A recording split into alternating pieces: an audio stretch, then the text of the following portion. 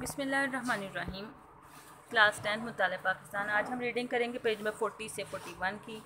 آج کا ہمارا ٹاپک ہے مسئلہ کشمیر کی ابتدا اور ارتقاء۔ یہ بک ایکسرسائز کا لوگ کوسچن نمبر 7 بھی ہے۔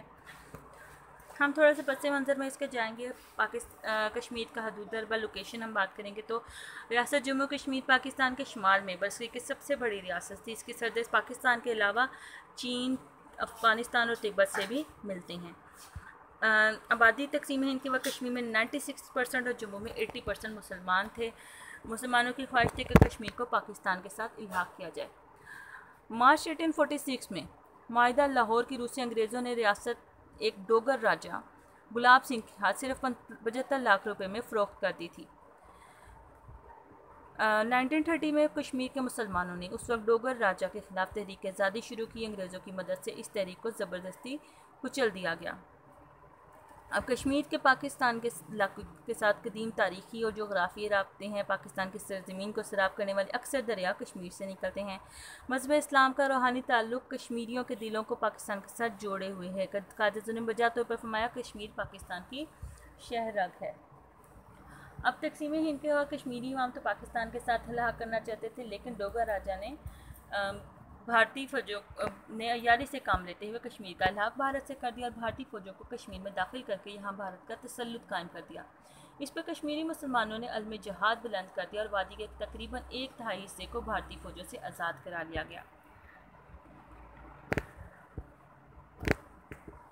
مسئلہ کشمیر کو سلامتی کونسل میں۔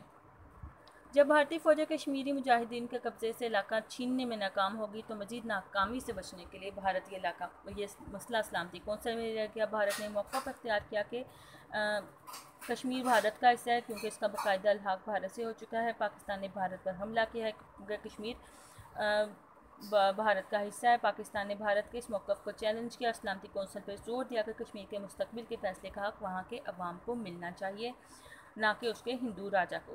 سلامتی کونسل نے مداخلت کر کے 1 جنوری 1949 کو جنگ بند کروا دی۔ کشمیر کے مستقبل کا فیصلہ۔ سلامتی کونسل نے اپنی تمام قراردادوں 21 اپریل 1948، 13 اگست 1948، 5 جنوری 1949 میں ریاست کے مستقبل کا فیصلہ کرنے کے لیے استصواب رائے کو واحد حل قرار دیا، یعنی ووٹنگ کو قرار دیا۔ سلامتی کونسل کی اس قرارداد کو پاکستان اور بھارت دونوں نے منظور کیا اور جنگ بند کر دی گئی۔ جنگ بندی کے خلاف ورزیوں کو روکنے کے لیے ایک جنگ بندی اقوام متحدہ نے جنگ بندی لائن کی نگرانی کے لیے اپنے مبصر بھی قائم کر دیے۔ بھارت کی ٹال مٹول پالیسی۔ بھارت کشمیر میں استصواب رائے کے مسئلے کو ٹالتا رہا۔ اس مقصد کے لیے اقوام متحدہ اپنے مشن بھیجتی رہی۔ اقوام متحدہ نے بہت سی کوشش کی لیکن بھارت اس سلسلے میں شروع سے ہی خلوص نہ تھا۔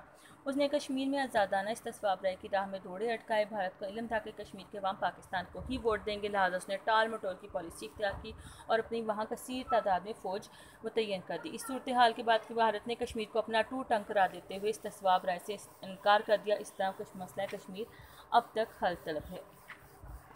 یہاں پہ آپ کا لانگ کوسچن نمبر 7 بک ایکسرسائز کمپلیٹ ہوتا ہے۔ انگلش والے اسٹوڈنٹس 10th کلاس آپ انگلش والے اسٹوڈنٹس اب دیکھیں لانگ کوسچن نمبر 7 بک ایکسرسائز کا۔ Location of state of the Jammu and Kashmir. It is in the north of Pakistan and the subcontinent. Its boundary also touches the Tibet in its north, in China province sinking in northwest or Afghanistan and Tajikistan. Its southern boundary touches Pakistan, which is almost 1,500 kilometer long. Area of Jammu Kashmir is 84,471 kilometer. Its population according to 1941 census, about 80% population of it was Muslim, but 70% of Jammu population was Muslim, while 96% of Kashmir population was Muslim. Its population at that time was 4 million.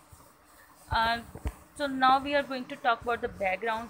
Almost for 750 years, Muslim ruled over the subcontinent. Kashmir was one of the provinces. It had the status of a province during Islamic rule. British, after taking over, sold it to Maharaja Gulab Singh Dogra for 75 lakh rupees on March 16, 1846. Along with that, Dogra brutality started in Kashmir, which later on took the shape of Indian brutalities. Kashmir and Pakistan. Pakistan is an Islamic country. It has 1500 kilometer long boundary with Kashmir. Most of the population is Muslim, which wants to be a part of Pakistan. So it is a must. It is must that Kashmir should be a part of Pakistan. Historically, geographically, if we observe different aspects of Jammu and Kashmir, then we came to know that Kashmir is not a true tongue of India, but it is a jugular vein, yani Shahrogo Pakistan. Freedom movement of Pakistan. At the time of certain Pakistan Kashmiri Muslim on July 1997, from the platform Muslim Conference approved a resolution while Dogra Raja started preparation to join Kashmir with India. He took the weapons back from Muslim soldiers and Muslim police officers. During the last week of July, former Sudan soldiers started fighting against the Raja, which took the shape of organized fights in August.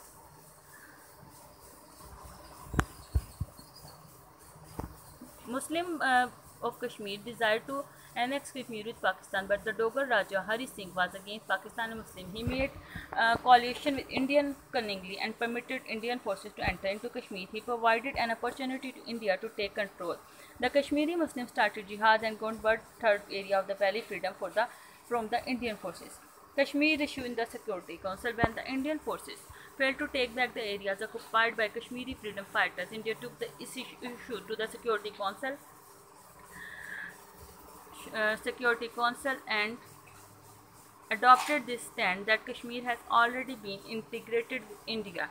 It further blamed that Pakistan had attacked Kashmir, which means Pakistan attacked India. Pakistan challenged the accession of Kashmir to India and apprised the Security Council about the actual position. It stressed that the Hindu Raja did not have the right to decide the future of Kashmir. Rather, Kashmiris should have the right. The Security Council directed for a ceasefire in Kashmir through a resolution.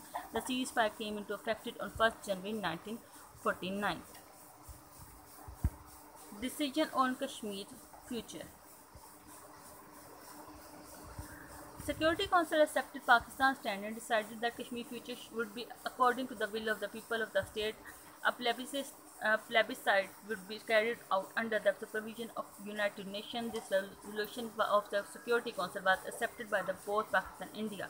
The war ended. For stopping the violation of ceasefire, United Nations appointed its representative to monitor the ceasefire line. Indians delaying tactics.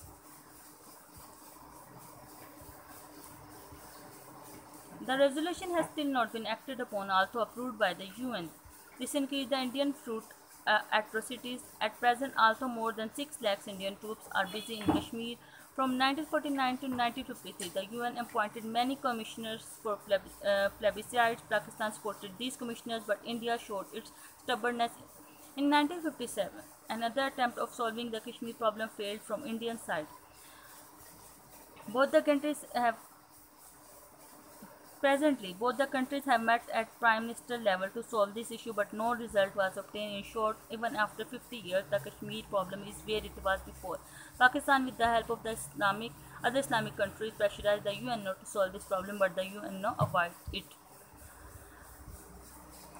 From the history, we came to know that the majority of the population in Kashmir is Muslim. Majority of Kashmiri population wanted to be in Pakistan, but their desire was thrown away after the Kashmiri Muslims started their movement for freedom. Pakistan fully supported this movement. So the Kashmir issue is still unresolved. It is the long question number 7 of your book.